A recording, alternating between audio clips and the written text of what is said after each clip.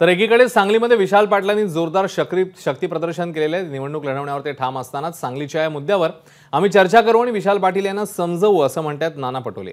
तर मवियाचं जागा वाटप झालेलं आहे, कुठेतरी बंडखोरी झाली तर ती पक्षाची जबाबदारी असेल असं उद्धव ठाकरेंनी म्हटलंय। नाही, त्यांनी अगर वापस घेतला शिवसेनेने तर काँग्रेसचा बिफाम आमचा तयार आहे। पण मूळ भाग आहे की आता शिवसेनेने ती जागा लढवायचंच ठरवलेलं आहे। अशा वेळेस त्यांना आम्ही काही जबरदस्ती करू शकत नाही। त्यांना वाटतं ते चांगलं ते करतील असं आम्हाला वाटतं आणि अशी वेळ आली तर ते त्यांचा कॅन्डिडेट राहिलाच तरी आम्ही त्यांना पाठिंबा देऊ। आणि जर शिवसेनेचा उमेदवार कायम राहिला तर विशाल पाटील यांनी माघार घ्यावी ही पक्षाची अपेक्षा राहील। बिलकुल त्याला आम्ही समजवू आणि त्याला माघार घ्यायला लावू। संपूर्ण देशामध्ये हुकुमशाही विरोधामध्ये एक जनमत फक्त तयार झालेलं आहे, ते फक्त मतदानाची वाट बघतायत।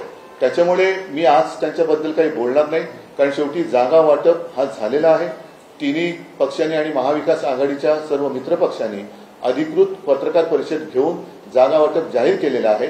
आता जर कुठे काही बंडखोरी किंवा काही गद्दारी होत असेल तर त्या पक्षाची जबाबदारी आहे, ते त्यांनी थांबवली पाहिजे। पण अन्यथा मला नाही वाटत आता बंडखोरी वगैरे कुठे झाली तर जनता त्यांना काही स्थान देईल। एबीपी माझा, उघडा डोळे बघा नीट।